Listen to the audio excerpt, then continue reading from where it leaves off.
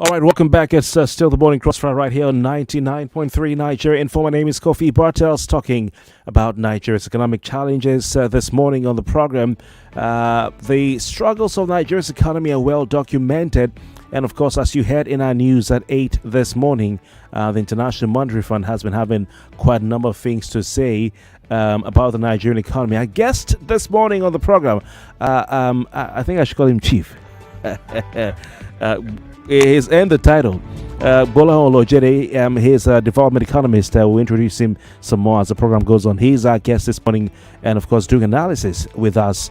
What he knows to do best is to give us the best analysis you can have regarding not just the Nigerian economy, but other things as far as national life is concerned. He is one of the most versatile analysts I've come across since I moved to Lagos to do this business.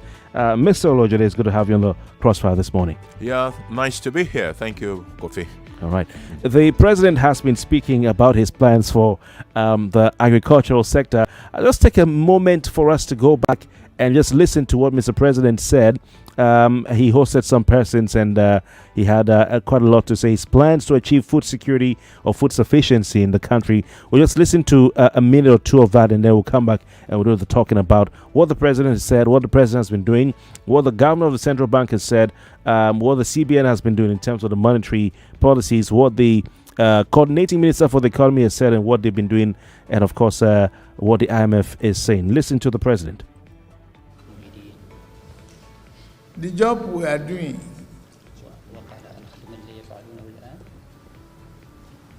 is in conformity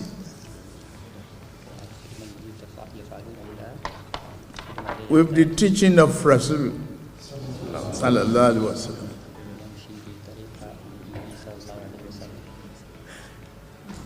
Looking at the welfare of the people,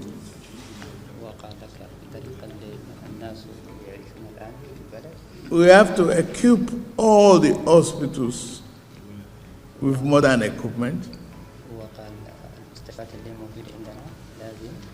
train our doctors, and retrain them to take care of the welfare of the people. We have paid for the insurance welfare, social welfare of the people, so that every citizen of this country will be insured for health. We'll be able to feed ourselves. We are going to cultivate more farmland. We are going to keep farmers with low interest or no interest loans. We are going to bring tractors into this economy. We are going to invest in irrigations. Nigeria will become net exporters of food. Right, so, well, the president is probably obviously seems to be aware of the what some have called a food shortage. I do not know. Is it a food shortage or, let's say, an affordability problem, as far as you can say? Well, it's a mix of the two. The reason why you have unaffordability is that prices are going up beyond the rate of increase of people's income. Now, if you have enough supply will help to moderate the prices. That is what it will do. And then it becomes affordable to the people. So obviously, if we get more production into the space, the prices will go down. Okay. So that is what is fueling the thinking of, when the president was saying, we will put more lands into cultivation, we'll produce more this, we'll produce more that, we'll do irrigation farming, because he knows that if the supply is huge, not only are we going to feed the people of Nigeria, we have the capacity to feed entire West Africa if we set our mind to it. Reason I'm asking if it is a food shortage or an affordability problem is because I haven't, gone to the market or sent anyone to the market or had anyone say I went to the market and there was nothing on sale. I see all the shops are full of food. I see, shop in my area. When I'm driving on the roads, I see the markets. There's fish, there's Gary. It's there. It's the price. So I just want to talk about, is it mainly an affordability issue or food issue? You talked about the fact that when we have, a lot of the items, the price may go down. But I always cite the example of COVID, and I may have, asked you this question before or given you this story before, that when COVID hit, the price of Gary went up from 500 naira per custard rubber and never went down. And then the market people are also telling us that the cost of transportation because of the removal of petrol subsidy. So what do you think about that? Are we sure that if we flood the market with more food, that even if the price of petrol doesn't go down, even if the dollar, the exchange rate is not improved to favor the naira, that the price of food will come down? Let's start from the fact that a lot of the food we eat are imported. Anyway, and it's important to know that. And that includes even some of the basic agricultural products. So if you bring them in, definitely there are cost implications that are attributable to the issue of dollars. There are also issues of, infrastructure. So you have a disconnect between centers of production and centers of consumption. So the rural roads are not good. A lot of wastage along the line because there are no storage facilities. All those things are all cost. They are cost elements that eventually go into whatever is made available in the market. However, where we see maize, a friend of mine, I do agree with him from time to time, told me last week that maize has crossed 600 naira per kg. Maize? Yeah. Okay. Now, maize used to be about 120, 150 max around September, October. Of course, by December, it starts to go up. But by February, I cannot remember when maize has gone that up. In February, for all the years that I've been involved in maize production, in maize. So it means that something is wrong. There are several factors that we have to look at. One of it, for example, is the fact that people are taking our food outside the country. The neighboring countries are not as fertile as we are. Those ones close to the desert and the rest of it, and they come into Nigeria. There are major markets in Kano and the rest of them where they come into and get all this product and get it out. So the volume that is available in the country is not enough for our own consumption. You see, even states like Niger saying, look, I'm not going to allow anybody to come and buy my food. What do you think of that policy? It's not going to work.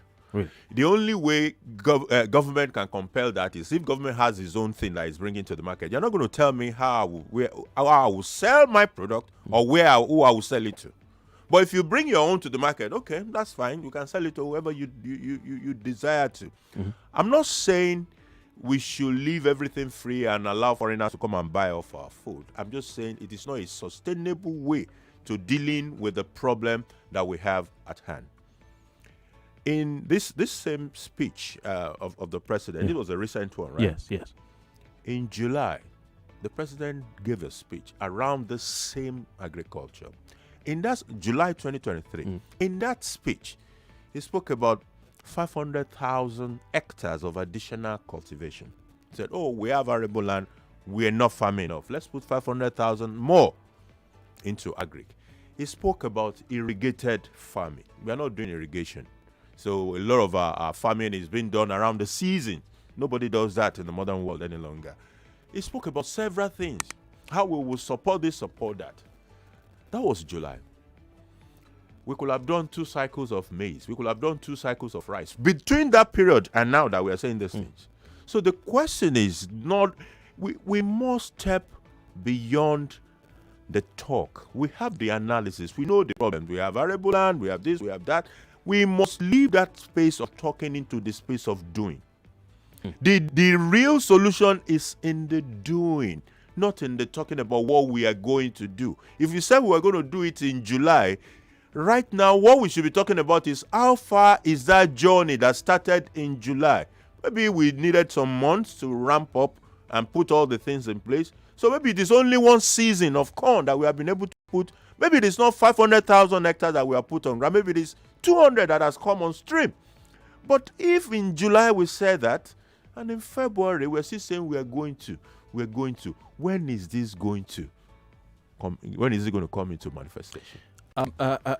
Quite interesting. So the president gave something similar promise in July. July, yeah. And the president also promised to hit the ground running. As far as his economic policies are concerned, do you think that he has hit the ground running? In some things, you might say yes, it probably has. But even in some of those things, it left a few questions. For example, we have an issue of fuel subsidy, which nobody has been able to confront for a very long time. Fuel subsidy did not just come in here. It's been on the table. OBJ, Yaradua, Jonathan, Buhari, everybody knew that problem. Nobody was able to confront it. In fact, the last thing that the Mr. Buhari did when he said, "Oh, we're going to deal with this fuel subsidy," and then Labour and everybody threatened him, he just postponed it by 18 months. And that 18 months happened to fall into the current regime. So that's a bold step. But the question that has been asked is that when plotting that kind of a bold step, there will be consequences by virtue of that step. So it doesn't appear as if the preparation for what will be the consequences was robust enough. So while on one side, you took a policy direction which undoubtedly was the right policy, that is where we needed to have gone. All the other political parties said the same exact thing, that we're going to remove that fuel subsidy. And it has been a tough one. Nobody has been able to confront it. You have done it. But then, it's a process. So the entire process in conceptualizing this will have been that I will remove it. These are the likely consequences, 1, 2, 3, 4, 5, and this is how all right. we plan to deal with But he didn't have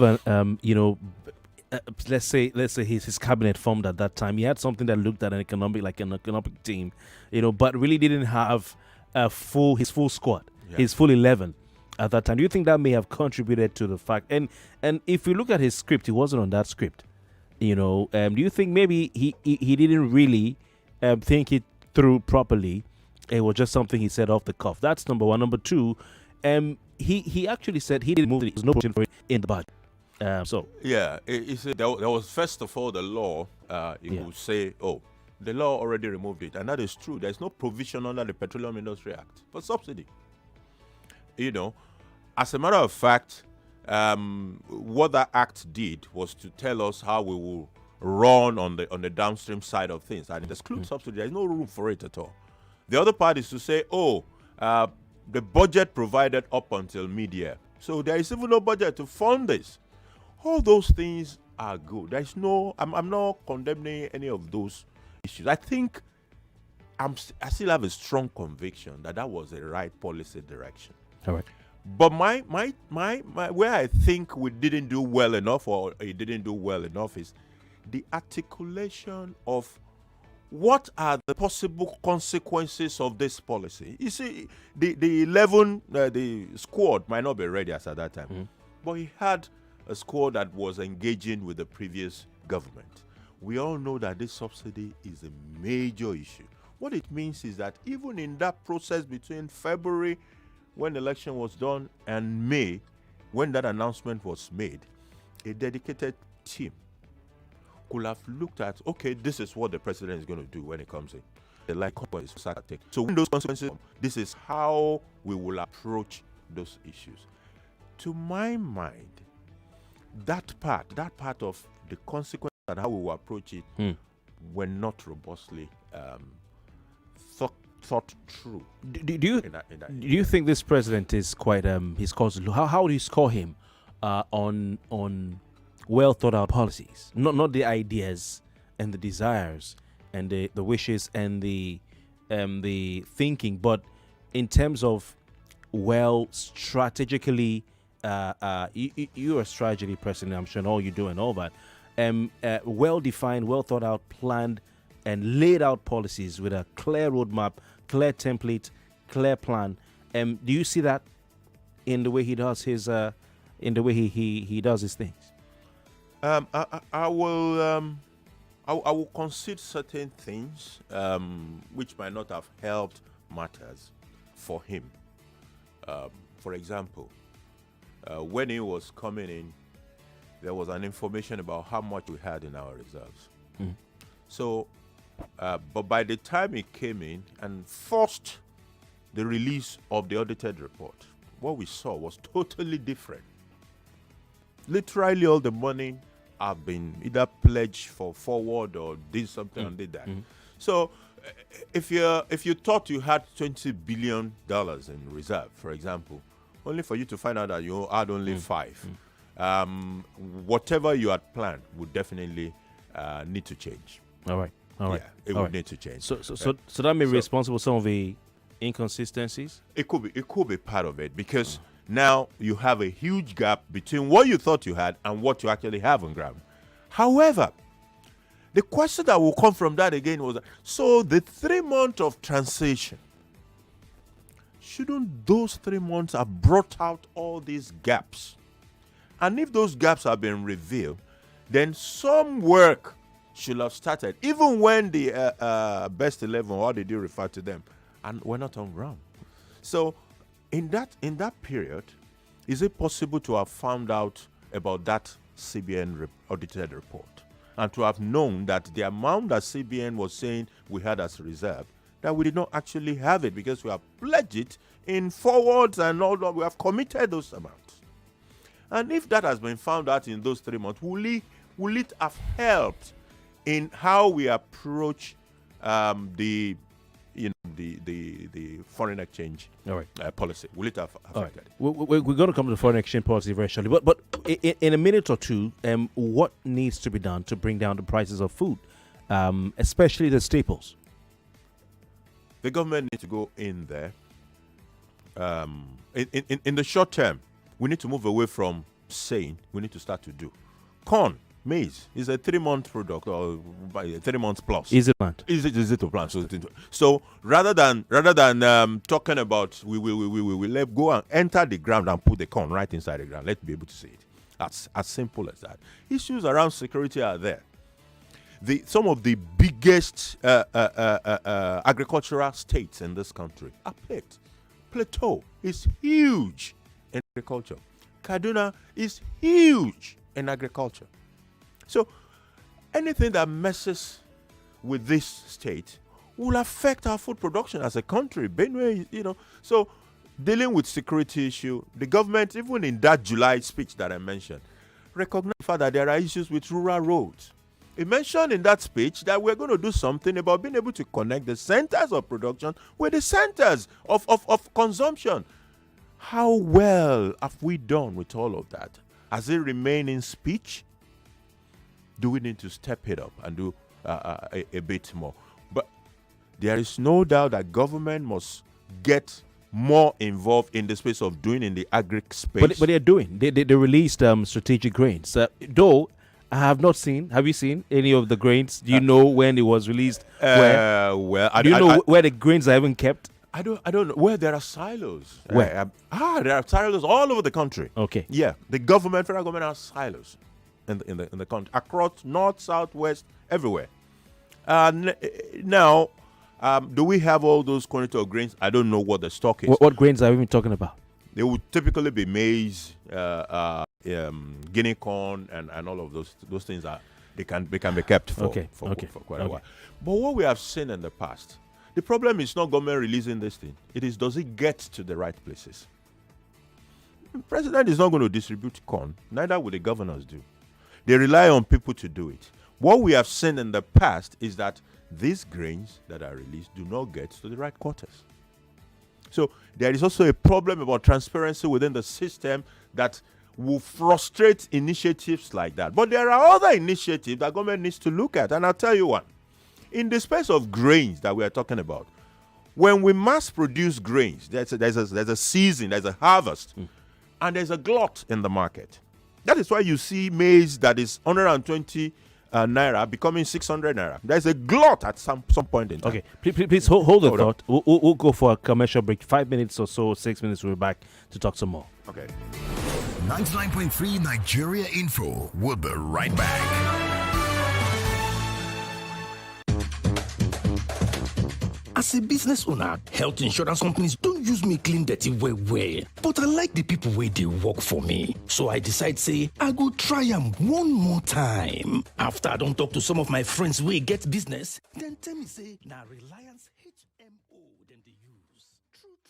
They don't even tell me half of what waiting them to enjoy. Come see Obonge benefits with Reliance HMO package give me. Chai! The customer service na 24/7 in the work. Immediately my staff enter hospital, send a Reliance HMO then they use, na sharp then go attend to them. It no stop for there. Them give us this app where we no even need to go hospital for simple things. It shocked me, and I don't dey happy since. You fit call 0700 7354 2623 for more information. To cook correct food, they always give me joy. That's now why anytime I they cook like this, I they always season them with no cubes. Go add correct vegetables inside. Ugu, tatasheo, shombo, onions. No one I know they put. Now he make my pikin them, they always enjoy my cooking. Daddy, I never will. I want more. You see? Sama all your food with correct vegetables. Come season them with no cubes for that Obonge delicious taste. Today, chop better. Trader, are you ready for the flight? Yeah. Maximize your gains day or night. The platform, HFM is the name. Trading with us is a brand new game. Come on, feel alone. Execution slow. Switch to HFM, watch your success grow. Higher leverage, tighter spreads and swap free. Got your back in this financial fight. Trade forex, commodities, indices, shares and more. Just come and see. HFM online trading. Withdrawals, deposit done in a dash. Our execution too fast. HFM stands apart from the rest. HFM stands apart from the rest. Pico, HFM finito, HFM is ito. HFM national platform, online trading, forex trading, any trading, HFM no delay. Join HFM today. Visit www.hfm.com or download the HFM app on Google Play or App Store. HFM, online trading at its finest.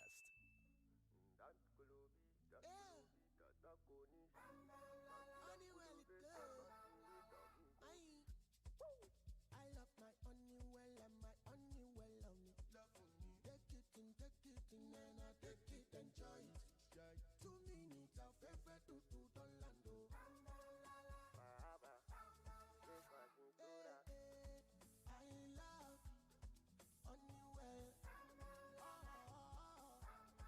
Honeywell. Honeywell is back with it. Everybody come and sing. Picking they love it. Honeywell. Mama they love it. Honeywell. Papa they love it. Honeywell. Uncle they love it. Now your favorite brand, Honeywell, is back. Available in noodles, semolina, and pasta in stores nationwide. I love Honeywell. If the pain and the ache they cause you wahala, make you use rub. When kata and the cold they give you palava, make you use rub. When muscle they ache and you want fast relief, make you use rub. Just rub and the pain go sharp. Rub it, pay down. Alright, no fam. My name is brother Shaggy, aka Mr. Rob. And I can't tell you, say Rob, they deliver fast and long-lasting relief for muscle aches, joint pains, and symptoms of cold and catarrh. Robin, pay out. The drama, the suspense, the emotions, the gang moments. Don't miss out on Nollywood movies and web series on YouTube with the YouTube Buffet plan from MTN. You can enjoy over 10 hours of Nollywood content made for you. Sharply dial *312*800# to activate the YouTube Buffet plan from MTN and start enjoying YouTube made for you. Get in on the action with Betano, your exciting destination for sports betting. Enjoy an award-winning experience with amazing betting options, cash outs and missions, as well as other features. Join now and get a welcome bonus of up to 200,000 Naira.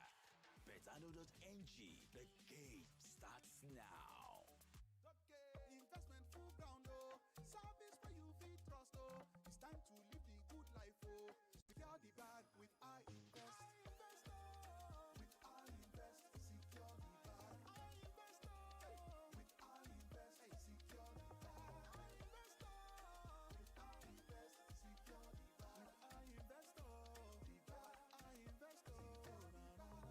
Yes, I Invest is one way to build Nigerian equities. Get higher interest rates on fixed deposits and savings. Visit www.i-investng.com to access a wide range of other financial products that offer good returns on your investments. All transactions are done through regulated financial institutions. I Invest. Let's help you secure the bag. Buy the special Ovaltine pack with 4 sachets and 1 free for every school day. That's not all. Ovaltine is enriched with calcium, vitamin B12, and malt to support learning and playtime. Ovaltine, smart choice for smart kids.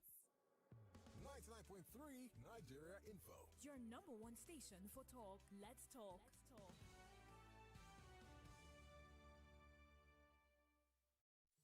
Live from the heart of Victoria Island, you're listening to your number one station, 99.3 Nigeria Info.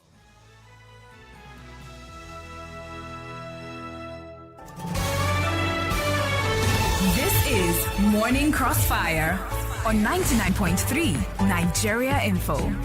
Welcome back. Development economist Gbolahan Olojede is still our guest this morning. We'd like to hear from you. 0700-993-993-993. Your thoughts on the economic challenges Nigeria is currently facing and the way forward.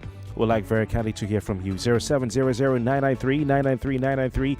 And our female listeners who might find it getting through to that number, find it difficult getting through to that number, can call 0201 465 71790. That's 0201 465 7190. My name is Kofi Bartels. This is Morning Crossfire. Gbolahan Olojede is not just a development economist. He is a resourceful individual with a strong background in finance, accounting, investment banking, corporate banking, and business management, with over 24 years professional experience, and might I add agriculture. Since he talked about maize. Yes, I was saying something about maize. Yeah. And I said, look, not just maize, grains generally. Yeah. We're saying, produce more.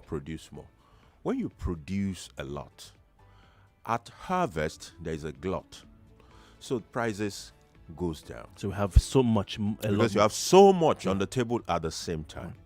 A kind of intervention that some people have done in other parts of the world is that government comes into that space and start to buy during that period. Why is he buying? He's buying, number one, to stop. Number two, to help the price to come up a little bit. That is important for the farmer. The farmer needs to make profit. It is when he makes profit that he's excited to go back and plant again. So government comes in to ensure that the farmer will not make a loss. He will be able to still make some good money, be excited, and he will go back to the farm and farm again. Here is the other side of that action. The other side of the action is that government has stored up those grains. When those grains are off-season, so if you take maize, that will be, start to get more expensive from December. In fact, by May, you almost cannot touch maize again because of the prices. It's expensive. Okay. So what government will do is that because it has stored up and preserved these things, it start to release. It start to sell into the market. As it is increasing the supply into the market, it will help to moderate the extreme prices up to a level that is, that the consumers can deal with. Now, the problem with that model is that we're saying, government should do it. Anything that government does here will not be sustainable. So if government is looking at a model like that, then it must be able to transit it onto the private sector, who will take over that management of extreme fluctuations, where the price of an item could go all the way from 120 naira, 150 naira to 600 naira within a period of 6-7 months. All right. So that's the way of controlling the prices. Make sure they're stabilized. So if that is the case, then with the federal government announcing, the unlocking of grain reserves following the shortages of food and the high cost of food in the country, why are we not seeing the concomitant effect on the prices? You see, like I said to you, I have not seen any video, any footage of anybody saying, okay, CEO, these are the things we're taking to the market. But you told me that these silos do exist. So why are we not seeing the effects? The silos exist. I've been to a couple of them, and I've also be on an advisory mandate for someone who was a concessionaire for some of those silos. So I know that they are there across across the country. The grains, are they there? Yeah, government buy grains into its reserve from time to time. I don't know what stock government has. I don't know when it's going to release it. But what I know for sure is that a lot of times when products have been released from these silos, they did not get to where they're supposed to get. Like fuel subsidy period when they said they were releasing some grains to the public and all that as palliatives. As palliatives. A lot of people said they were yet to see any of those in their states. That is why we need to move away from this palliative mentality side of it. We cannot be, if we're doing palliative on a continuous basis, you show us that something is fundamentally wrong with us. The kind of model that I spoke about earlier is not a palliative model. It's sustainable. You do it on a continuous basis, just to and you don't have to, like I said, government should not, because if government stays in it, it will bastardize it. Transit it onto the private sector, and private sector can run that kind of a thing. There is no country where staple food will go from 150 to 600 in 7 months now. We can run a country like that. All right. Something is definitely wrong somewhere. And you know what? If grains are not there, it will affect your poultry. Poultry people are crying right now because maize is a major component of animal feed. I've been crying for some years. Let's go back to the phone lines. 99.3, good morning. King of Radio, good morning, sir. Good morning. Welcome. Name and contribution, please. Yeah, this is Chris. Welcome, Chris. Gbolahan, Olojede, long time no talk. Thank you very much. Nice to be how are here. you, sir? A full ground. I miss you, my brother. Thanks. King of Radio. Sir. I will not be part of those who will give soft landing to these guys who are running the affairs of this country. Before the election, these very stories you read out or the tape you play, that is what they told Nigerians. 9 months down the line, we are still telling the same stories.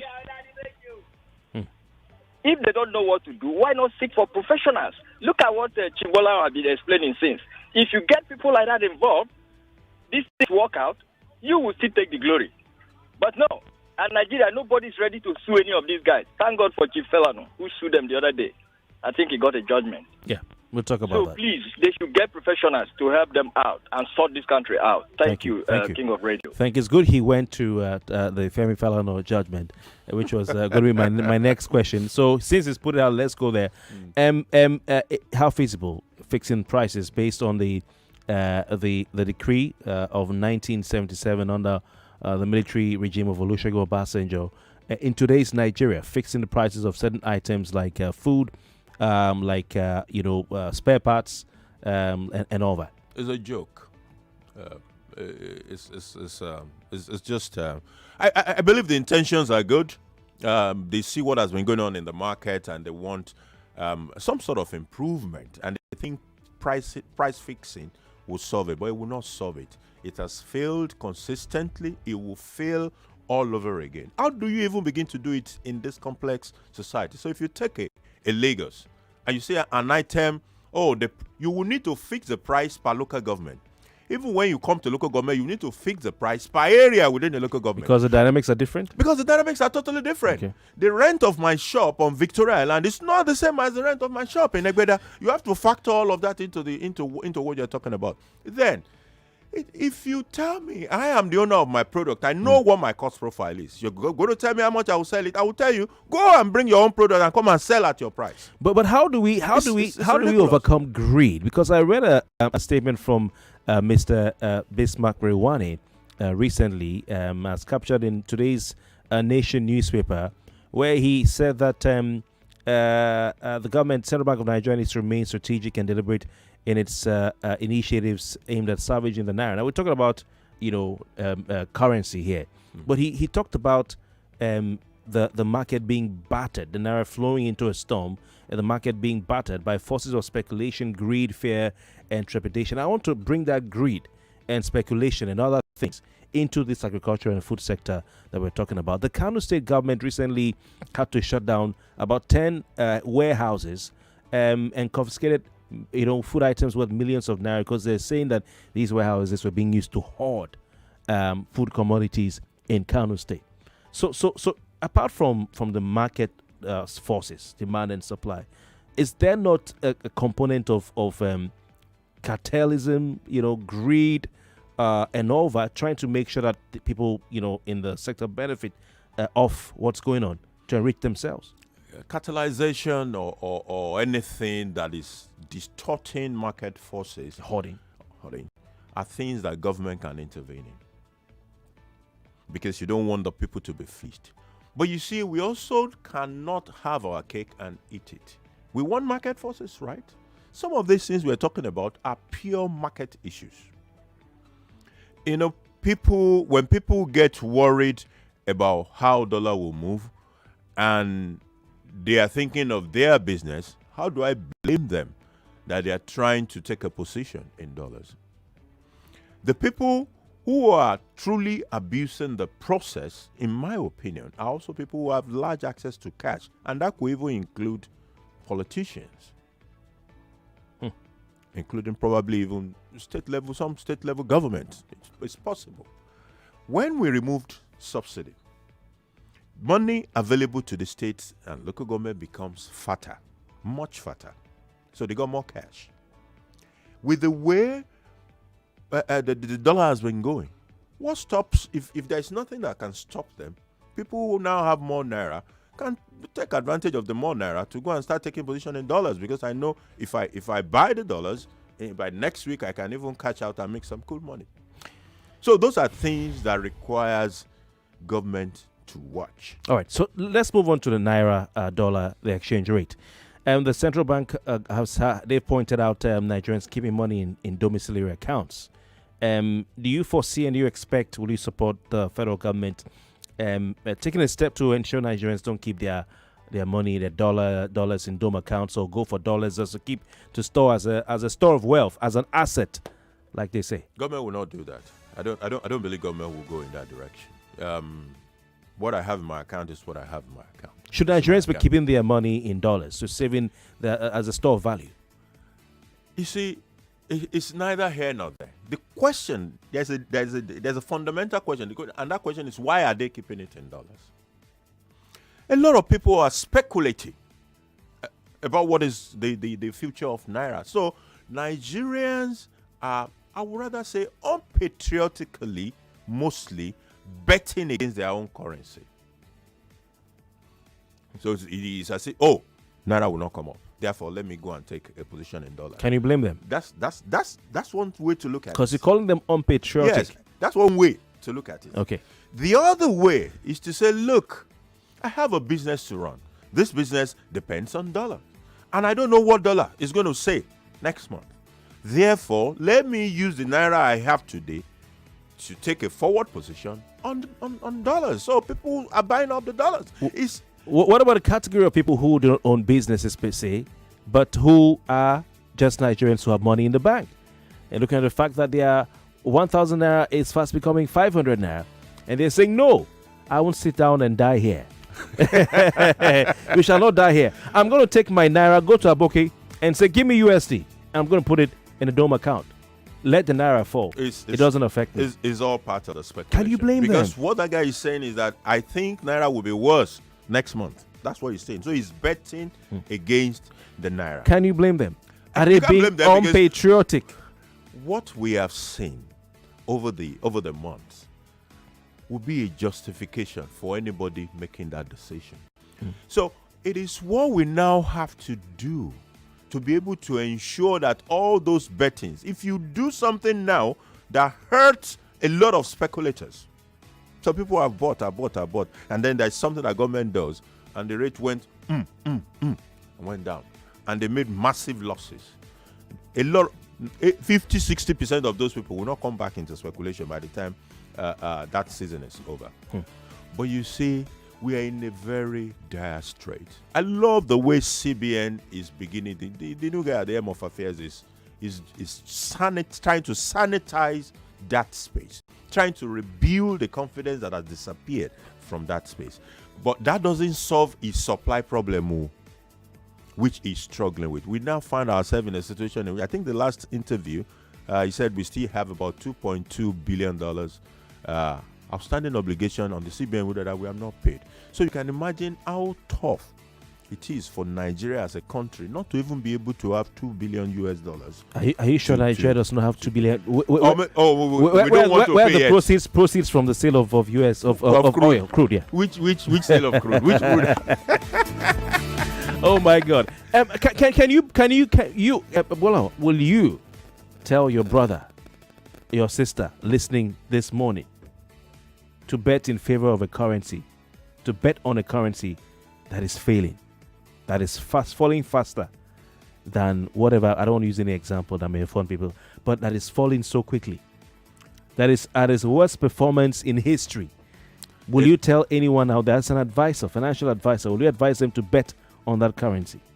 It is a tough advice to give anybody. What financial advisors give are advices that will improve the financial situation of their clients.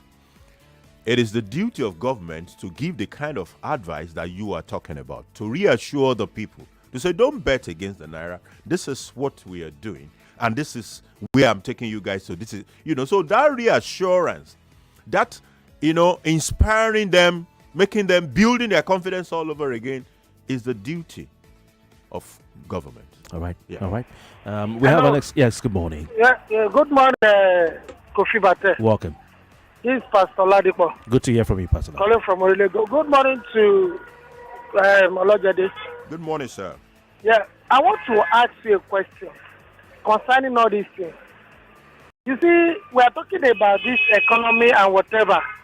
My question is this. With the rate the National Assembly is going with the bogus allowances and all kinds of allowances they are collecting, how in any way is it affecting our production? Thank you. All right.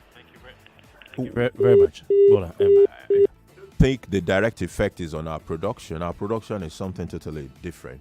But the direct effect is on the cost profile of government in itself, the cost of bureaucracy. If we're saying we don't have money, the expectation is that the little money that we have will be judiciously spent. And where you don't spend it judiciously, the people are not happy. So when you say, oh, I want you to pay more tax, I want to do this, they say, what about the one I paid? You're using it to just, spraying it like confetti.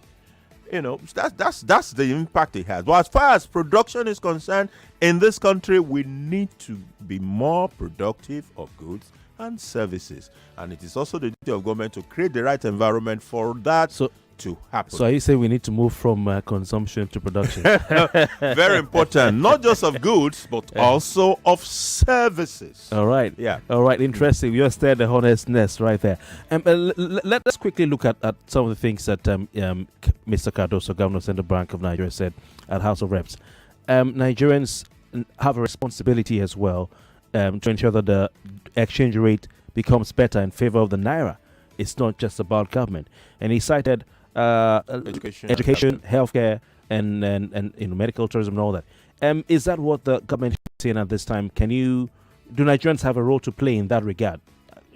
Should parents say, okay, the Naira is struggling, Junior, come. In order to support the Naira, you're not going to school in London anymore. Come stay in Nigeria. Oh, I have a health issue. Maybe I want to treat cancer or something, God forbid. Oh, well, let me stay in Nigeria and do the treatment. Even though we may not have what I need, but I'll do it because I want to support the Naira. Can you blame Nigerians, really? Well, when it comes to some of those things, yes, there is a partial blame to some segment of Nigerians. And here is it. The former vice president had his surgery at a hospital somewhere in Ikeja. I still drove past that place a couple of days ago. So it means that there is capacity. And that capacity can address even the needs of a high-profile client. So the question is, why do I need to go to another country to go and spend that money? I must ask myself. A lot of Nigerians, thoroughbred professionals in the medical sciences, some of them are back here and they have practices. And some of those who can afford this money, instead of going out there to go and spend it in this country, for crying out loud. And that is what I think the governor is saying, the governor of Central Bank. The same thing goes for education. A lot of now that Japa syndrome has even come into the place. You think it is masters that is exciting a lot of Nigerians that are going for abroad? No, they don't care about the masters. They are taking off from the country for several other reasons, including things around insecurity. The country is not creating enough opportunities for them, So and all of that. Can they take any responsibility for the fall of the naira when the root causes of this fall in the exchange rate are from the government itself?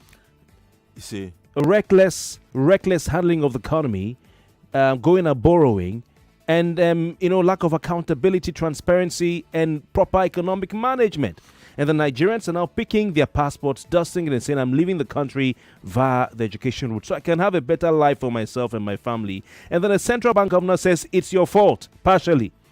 It's what the federal government is saying. And these Nigerians are sending in billions of dollars every year in foreign remittances to help the economy. And these politicians use the U.S. When did this thing start? From the elections of years past, from Jonathan's time and so on, Obasanjo's time, when they started the practice. There was a point when they started the practice of using U.S. dollar to finance their elections.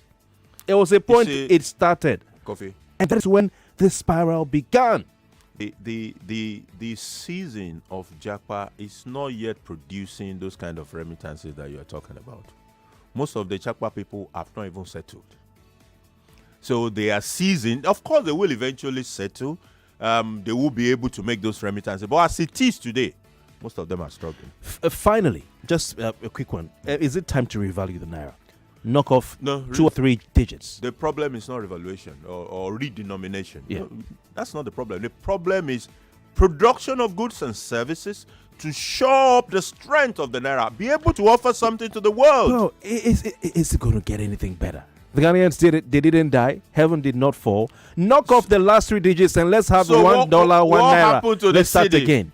The city crashed dramatically from the 1 to 1. But at least where are they? At least it's 30-something cities to the dollar, if I'm not mistaken. It has crashed like 400 times. I mean, 400% from where it was, or more than 400% from where it was. So you're not going to solve the problem by knocking off zero. You're going to solve it by producing and offering to the world. How many years? How many years would that take? 10 years? 5 years? If we 4 years? If we set our minds to it, we will. All right. We've had it in the past in the same country where we were able to produce and offer the world more than we are doing today. Today, even toothpick. Oh my God. Gbolahan Olojede, thank you so very kindly for your time. Thanks for having me. The living room wall and fridge bear witness to your child's artistic genius. But you can do so much more with their wild imagination. Have your child draw, sketch, or paint their dream car with the Toyota by CFAO Dream Car Art Contest. 99.3 Nigeria Info. We are more than just radio. Subscribe to our YouTube channel at Nigeria Info FM. Check us out on Facebook at Nigeria Info 99.3. Follow us on Twitter at Nigeria Info FM and on Instagram at Nigeria Info FM Lagos for live updates as it happens. 99.3 Nigeria Info. Let's talk.